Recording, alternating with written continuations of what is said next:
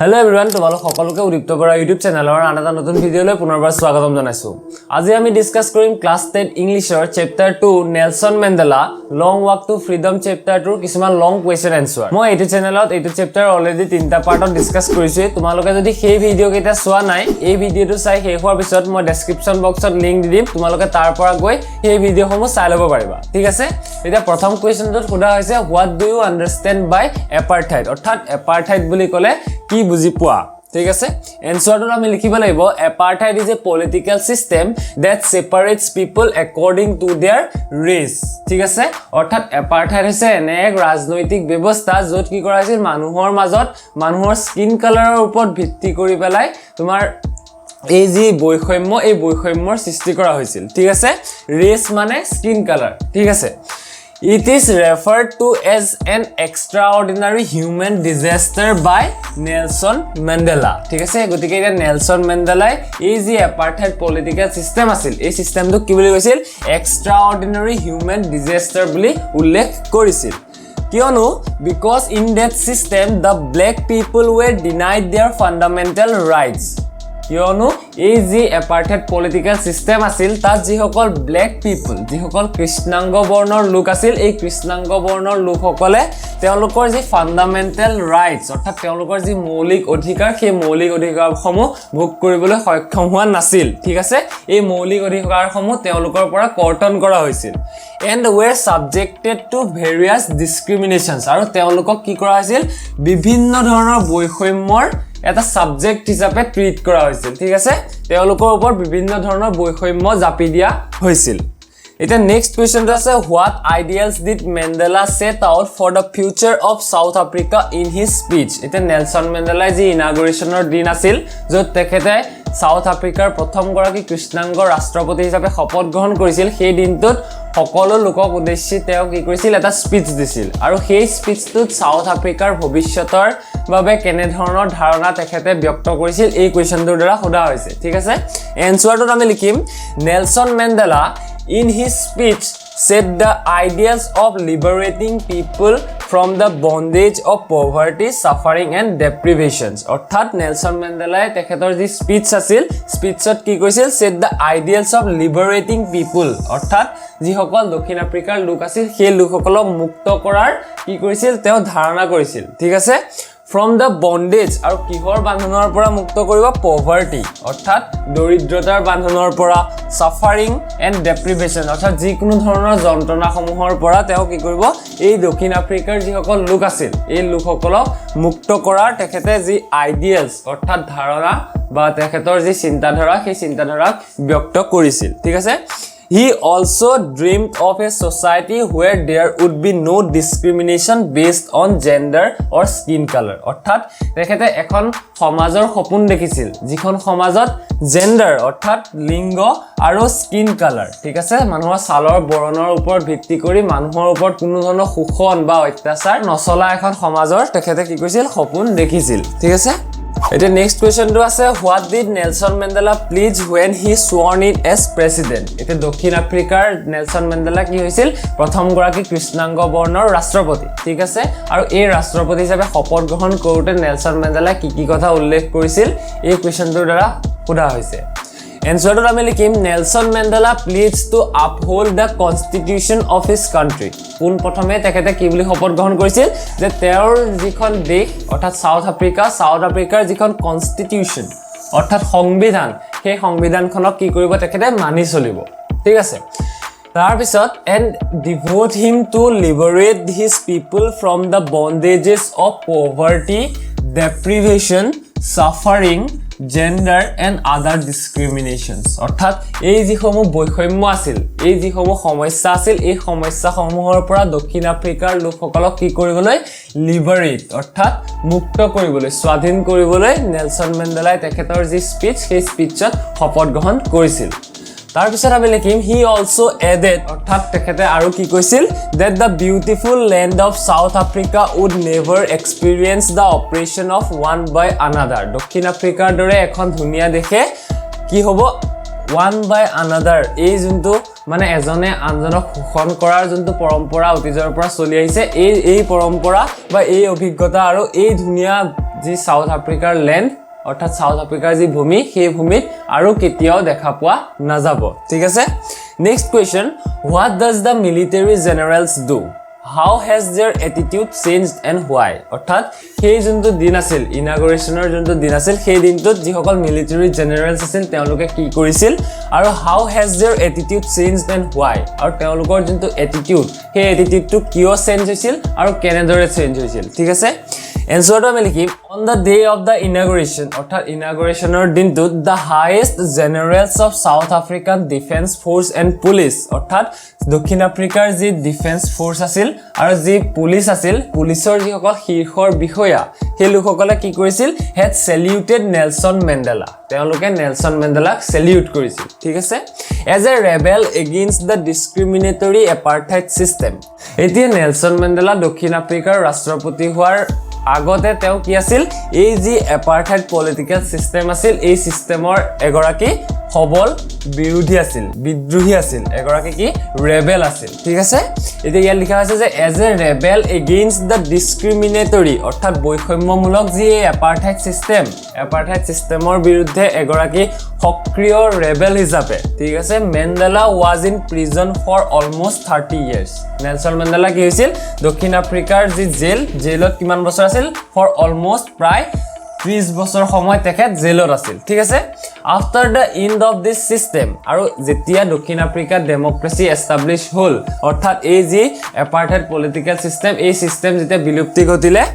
He became the head of the non racial অৰ্থাৎ Nelson Mandela কিহৰ প্ৰধান হৈ পৰিছিল যিখন নন ৰেচিয়েল অৰ্থাৎ বৰ্ণ বৈষম্যহীন ডেমক্ৰেটিক্যালি ইলেক্টেড গভৰ্নমেন্ট অৰ্থাৎ দক্ষিণ আফ্ৰিকাৰ যিখন গণতান্ত্ৰিকভাৱে নিৰ্বাচিত চৰকাৰ আছিল সেই চৰকাৰখনৰ প্ৰধান কোন হৈছিল নেলসন মেণ্ডেলা হৈছিল আৰু তাৰ ফলশ্ৰুতিত তেখেত কি হৈছিল দক্ষিণ আফ্ৰিকাৰ প্ৰথমগৰাকী ৰাষ্ট্ৰপতি কৃষ্ণাংগ ৰাষ্ট্ৰপতি ঠিক আছে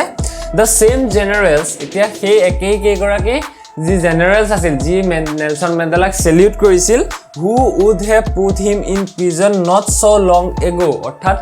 যেতিয়ালৈকে নেলসন মেণ্ডেলা দক্ষিণ আফ্ৰিকাৰ ৰাষ্ট্ৰপতি হোৱা নাছিল যেতিয়ালৈকে নেলসন মেণ্ডেলাই এগৰাকী ৰেবেল হিচাপে এই এপাৰ্থাইড পলিটিক্যাল সিস্টেমৰ বিৰোধিতা কৰি আহিছিল তেতিয়ালৈকে এই যিসকল সেম জেনাৰেলছ অৰ্থাৎ যিসকল জেনাৰেলে নেলসন মেণ্ডেলাক সেলিউট কৰিছে এতিয়া সেই জেনাৰেল কেইগৰাকীয়ে কি কৰিলেহেঁতেন would have put him in prison অৰ্থাৎ নেলসন মেণ্ডেলাক জেলত ভৰালেহেঁতেন ঠিক আছে কিন্তু এতিয়া তেওঁলোক কি হল they were obliged to salute the new president of South Africa গতিকে এতিয়া দক্ষিণ আফ্ৰিকাৰ প্ৰথমগৰাকী কৃষ্ণাংগ ৰাষ্ট্ৰপতি ঠিক আছে নতুন ৰাষ্ট্ৰপতি এই ৰাষ্ট্ৰপতি গৰাকীক সেলিউট কৰিবলৈ তেওঁলোক বাধ্য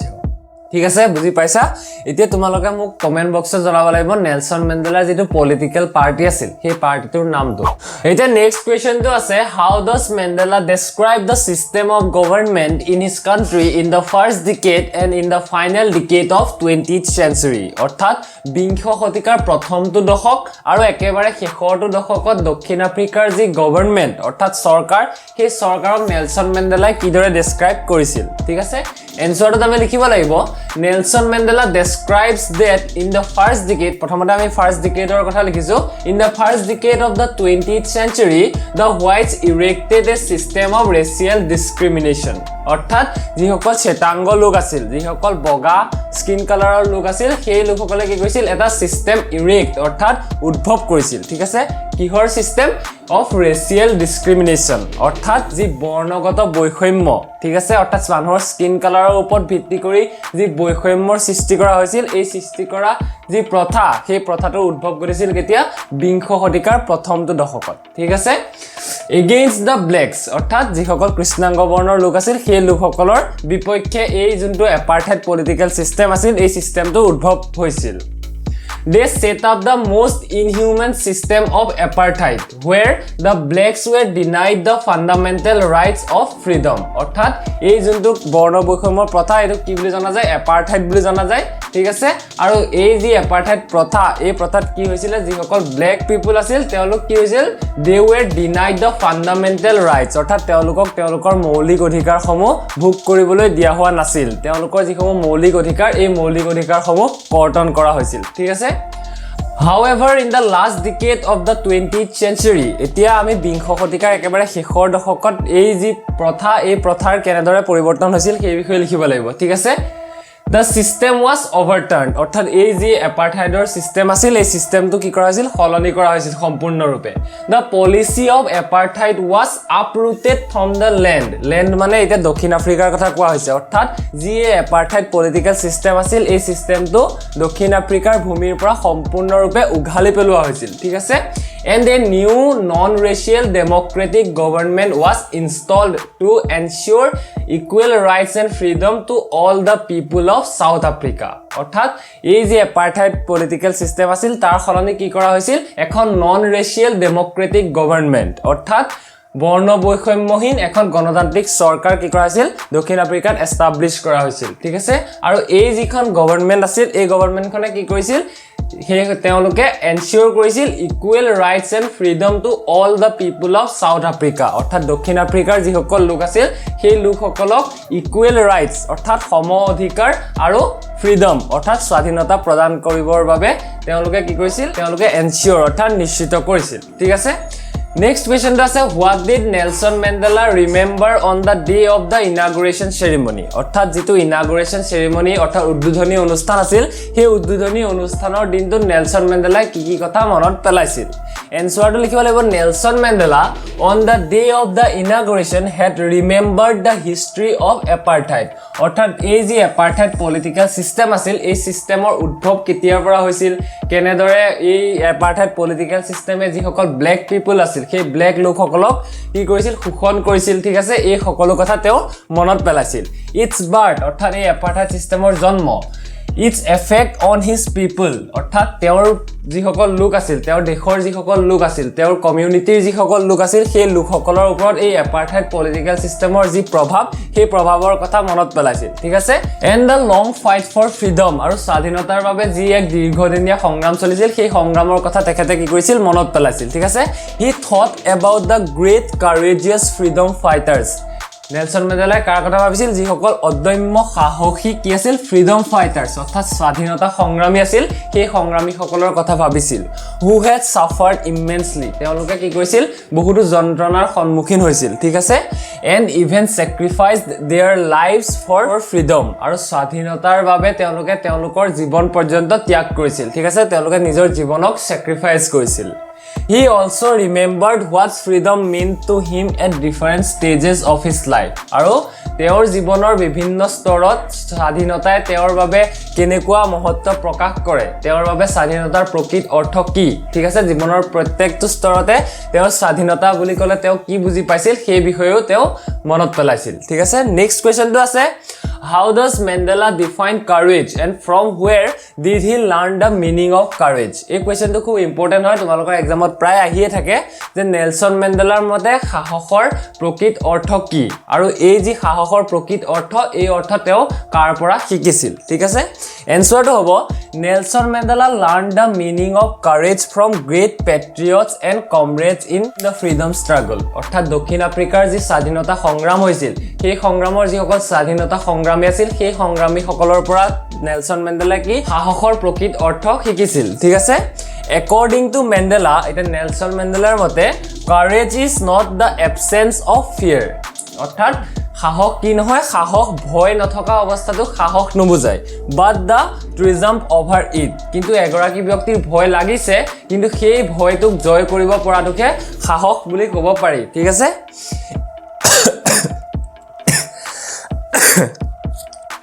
A brave man is not he who does not feel afraid. গতিকে এগৰাকী সাহসী ব্যক্তি সেই গৰাকী নহয় যাৰ একেবাৰে ভয় নালাগে but he who conquers that fear কিন্তু সেই গৰাকী ব্যক্তি সাহসী বুলি ক'ব পৰা হ'ব যি গৰাকী তেওঁৰ যি ভয় সেই ভয়ক জয় কৰিব পাৰিছে ঠিক আছে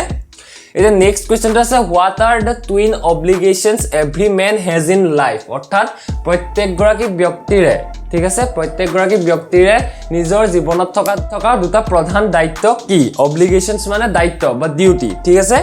according to Nelson Mandela ঠিক আছে এটা নেলসন মেণ্ডেলাৰ মতে every man has twin obligations in his life প্ৰত্যেক গৰাকী ব্যক্তিৰ জীৱনত কি থাকে দুটা প্ৰধান কাম থাকে দুটা প্ৰধান দায়িত্ব বা obligations থাকে ঠিক আছে the first one is for his family parents, wife and children. এতিয়া প্ৰথমটো যোনটো obligation বা প্ৰথমটো যোনটো ডিউটি সেইটো কাৰ প্ৰতি নিজৰ ফ্যামিলিৰ প্ৰতি নিজৰ পেৰেন্টস অৰ্থাৎ মা দেউতাৰ প্ৰতি নিজৰ ওয়াইফৰ প্ৰতি বা নিজৰ যিসকল চিলড্ৰেন সেই চিলড্ৰেন সকলৰ প্ৰতি এতিয়া নেক্সট যোনটো obligation আছে সেইটো কাৰ প্ৰতি আমি চাম the second duty is towards his people his community and his country অৰ্থাৎ দ্বিতীয়টো যোনটো obligation সেইটো কাৰ প্ৰতি তেওঁৰ যিসকল লোক তেওঁৰ দেশৰ যিসকল লোক তেওঁৰ সম্প্ৰদায়ৰ যিসকল লোক ঠিক আছে আৰু তেওঁৰ নিজৰ দেশখনৰ প্ৰতি থকা দায়িত্ব এতিয়া নেক্সট কোৱেশ্চনটো আছে how did the hunger for freedom change Nelson Mandela's life ঠিক আছে অৰ্থাৎ নেলসন মেণ্ডেলাৰ যিটো স্বাধীনতাৰ প্ৰতি ভোগ ঠিক আছে সেই ভোগটোৱে তেখেতৰ যি জীৱন সেই জীৱনলৈ কেনে ধৰণৰ পৰিৱৰ্তন কঢ়িয়াই আনিছিল ঠিক আছে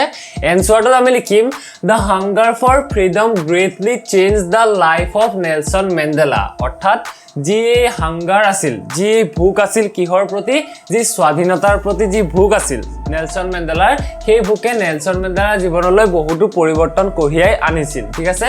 It was his desire to free his people from the oppressive apartheid political system. ঠিক আছে অৰ্থাৎ এটো কি আছিল নেলসন মেণ্ডেলাৰ যি এই এপাৰ্থাইড পলিটিক্যাল সিস্টেমৰ পৰা তেওঁৰ দেশৰ সকলো লোকক মুক্ত কৰাৰ যোনটো ভোগ আছিল সেই ভোগটোৱে কি কৰিছিল it transform the frightened young man into a bold one অৰ্থাৎ এগৰাকী ভয়াতুৰ ব্যক্তিক এগৰাকী খুব সাহসী বোল্ড মানে ইয়াত সাহসী বুজাইছে ঠিক আছে এগৰাকী খুব সাহসী ব্যক্তিলৈ পৰিৱৰ্তন কৰিছিল and drove a law-abiding attorney to a criminal. আমি যেতিয়া এই চ্যাপ্টাৰটো ডিসকাস কৰিছিলো তেতিয়া আমি জানিছিলো যে নেলসন মেণ্ডেলা জীৱনৰ প্ৰাৰম্ভিক সময়ত কি কৰিছিল এগৰাকী উকিল হিচাপে কাৰ্যনিৰ্বাহ কৰিছিল এতিয়া এগৰাকী উকিলে কি কৰে ল মানি চলে ঠিক আছে অৰ্থাৎ তেওঁৰ লৰ বা আইনৰ সম্পূৰ্ণ জ্ঞান থাকে ঠিক আছে কিন্তু এগৰাকী উকিল কিহলৈ পৰিৱৰ্তন হৈছিল এই এগৰাকী ক্ৰিমিনেললৈ পৰিৱৰ্তন হৈছিল অৰ্থাৎ এগৰাকী অপৰাধীলৈ পৰিৱৰ্তন হৈছিল আৰু এই পৰিৱৰ্তন কিহে কৰিছিল এই যি হাংগাৰ আছিল ফ্ৰীডমৰ প্ৰতি থকা যি হাংগাৰ এই হাংগাৰে এগৰাকী উকিলক এগৰাকী অপৰাধীলৈ পৰিৱৰ্তন কৰিছিল ফাইনালি আৰু অৱশেষত it turned a family loving husband into a man without a home অৰ্থাৎ নিজৰ পৰিয়ালক ভাল পোৱা এগৰাকী ব্যক্তিক কিহলৈ পৰিৱৰ্তন কৰিছিল এগৰাকী ব্যক্তিলৈ পৰিৱৰ্তন কৰিছিল যাৰ নিজৰ কোনো ঘৰ নাই নেলসন মেণ্ডেলাই নিজৰ জীৱনৰ প্ৰায় 30 বছৰ সময় কোট কটাইছিল জেলত কটাইছিল গতিকে তেওঁৰ বাবে ঘৰ থকা নথকা প্ৰায় সমানেই ঠিক আছে কিন্তু তেখেত কি আছিল এজন ফ্যামিলি লাভিং পাৰসন আছিল অৰ্থাৎ নিজৰ পৰিয়ালক ভাল পোৱা এগৰাকী ব্যক্তি আছিল ঠিক আছে তাৰ পিছত আছে and a life loving person to live like a monk আৰু নিজৰ জীৱনক ভাল পোৱা এগৰাকী ব্যক্তিক এগৰাকী সন্ন্যাসীৰ দৰে জীৱন নিৰ্বাহ কৰিবলৈ এই যি হাংগাৰ আছিল এই যি স্বাধীনতাৰ প্ৰতি ভোগ আছিল এই ভোগে এগৰাকী নিজৰ জীৱনক ভাল পোৱা ব্যক্তিক এগৰাকী সন্ন্যাসী হিচাপে বাস কৰিবলৈ বাধ্য কৰিছিল ঠিক আছে এগৰাকী সন্ন্যাসীলৈ পৰিৱৰ্তন কৰিছিল Next question to us why did Nelson Mandela feel that both the oppressor and the oppressed are robbed of their humanity and hence both of them must be liberated এটা যিগৰাকী ব্যক্তি শোষণ কৰে আৰু যিগৰাকী ব্যক্তিৰ ওপৰত শোষণ কৰা হয় বা অত্যাচাৰ কৰা হয় সেই দুইগৰাকী ব্যক্তিকে নেলসন মেণ্ডেলাই কি বুলি কৈছে they are robbed of their humanity অৰ্থাৎ তেওঁলোকৰ যি মানৱীয়তা সেই মানৱীয়তাৰ ক্ষতি হয় আৰু সেইভাবে দুয়োকে স্বাধীনতাৰ প্ৰয়োজন এই কথাষাৰ নেলসন মেণ্ডেলাই কিয় কৈছিল এই প্ৰশ্নটোৰ দ্বাৰা সোধা হৈছে এটা এনসাৰটো আমি লিখিব লাগিব নেলসন মেণ্ডেলা ৰাইটলি বিলিভ অৰ্থাৎ নেলসন মেণ্ডেলাই খুব গভীৰভাৱে বিশ্বাস কৰিছিল যে that both the oppressor and the oppressed are robbed of their humanity অৰ্থাৎ যিগৰাকী শোষিত আৰু যাৰ ওপৰত শোষণ কাৰ্য চলোৱা হয় অৰ্থাৎ যিগৰাকী শোষক আৰু যিগৰাকী শোষিত দুয়োৰে কি হয় যি মানৱীয়তা সেই মানৱীয়তা হেৰাই যায় ঠিক আছে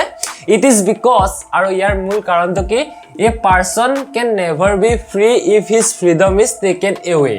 obviously এগৰাকী ব্যক্তিৰ পৰা যেতিয়া তেখেতৰ যি স্বাধীনতা সেই স্বাধীনতা কাঢ়ি লৈ যোৱা হ'ব তেতিয়া সেই ব্যক্তিগৰাকীয়ে কি এজন স্বাধীন ব্যক্তি হিচাপে জীৱন নিৰ্বাহ কৰিব নোৱাৰিব আৰু in the same way আৰু ঠিক একেদৰে a man who takes away another man's freedom এতিয়া সেই গৰাকী ব্যক্তিৰ কথা কোৱা হৈছে যিগৰাকী ব্যক্তিয়ে অন্য ব্যক্তিৰ স্বাধীনতা কৰ্তন কৰে অৰ্থাৎ এই এপাৰ্থাইড সিস্টেমৰ ক্ষেত্ৰত আমি কি দেখিছিলো যিসকল ব্ল্যাক পিপল আছিল তেওঁলোকৰ স্বাধীনতা কোনে কৰ্তন কৰিছিল যিসকল শ্বেতাংগ বৰ্ণৰ লোক আছিল ঠিক আছে অৰ্থাৎ যিসকল হোৱাইট পিপল আছিল এতিয়া সেই হোৱাইট পিপল সকলৰ কথা কোৱা হৈছে অৰ্থাৎ যিসকল শোষক যোনে শোষণ কাৰ্য চলায় ঠিক আছে সেই লোকসকলৰ কথা কোৱা হৈছে এটা কি কৈছে a man who takes away another man's freedom is a prisoner of hatred and narrow mindedness ঠিক আছে অৰ্থাৎ এগৰাকী ব্যক্তি যিয়ে অন্য ব্যক্তিৰ স্বাধীনতা কৰ্তন কৰে অন্য ব্যক্তিৰ পৰা তেখেতৰ যিসমূহ অধিকাৰ সেই অধিকাৰসমূহ কাঢ়ি লয় সেই ব্যক্তিগৰাকী কিহৰ বন্দী এগৰাকী ব্যক্তি হেট্ৰেট অৰ্থাৎ ঘৃণা আৰু নেৰো মাইন্ডেডনেস অৰ্থাৎ নিকৃষ্ট বা সংকীৰ্ণ মানসিকতাৰ বন্দী বুলি উল্লেখ কৰা হৈছে হেন্স আৰু এইবাবেই both the oppressor and the oppressed অৰ্থাৎ যিগৰাকী শোষক আৰু যাক শোষণ কৰা হয় যিগৰাকী শোষিত দুয়োৰে কি must be liberated দুয়ো কি কৰা হয় দুয়োকে স্বাধীনতাৰ প্ৰয়োজন ঠিক আছে এটা নেক্সট কোৱেশ্চনটো আছে why did Mandela feel sad on the day of the inauguration অৰ্থাৎ যেটো উদ্বোধনী অনুষ্ঠান হৈছিল যি ইনাগুৰেশন সেৰেমনি হৈছিল সেই সেৰেমনিৰ দিনটো নেলসন মেণ্ডেলাই কিয় দুখ অনুভৱ কৰিছিল ঠিক আছে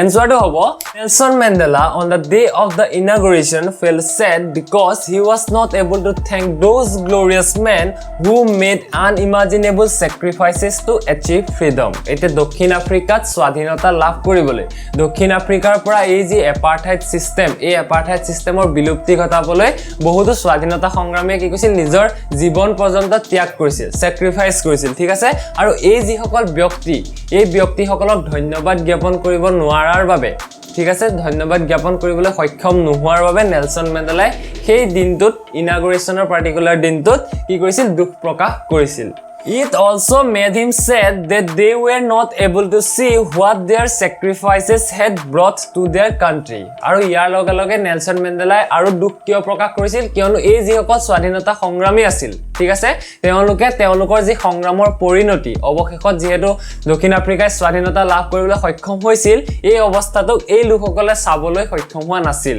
কিয়নো তেওঁলোকে ইতিমধ্যে তেওঁলোকৰ যি জীৱন সেই জীৱন স্বাধীনতা সংগ্ৰামৰ নামত ত্যাগ কৰিছিল ঠিক আছে আৰু ইয়াৰ লগে লগে তোমালোকৰ আজিৰ এইটো ভিডিও ইমানতে সমাপ্ত হয় মই আশা কৰিছো যি সমূহ কোৱেশ্চন ডিসকাস কৰিলো সেই কোৱেশ্চনখিনি তোমালোকে খুব ধুনীয়াকৈ বুজি পাইছা আৰু কিবা যদি বুজি নোপোৱাকৈ থাকি গৈছে বা কিবা যদি অন্য কোৱেশ্চনো আছে তোমালোকে মোক কমেন্ট বক্সত সুধিব পাৰা আৰু ভিডিওটো যদি ভাল লাগিলে ভিডিওটো লাইক কৰিবা আৰু এনে ধৰণৰ ভিডিওসমূহ পাই থাকিবলৈ চেনেলটো সাবস্ক্ৰাইব কৰি লবা মই অলৰেডি এইটো চেপ্টাৰৰ শৰ্ট কোৱেশ্চন এনসাৰ সমূহ ডিসকাস কৰিছো তোমালোকে সাইডত অহা ভিডিওটো ক্লিক কৰি চাই লব পাৰিবা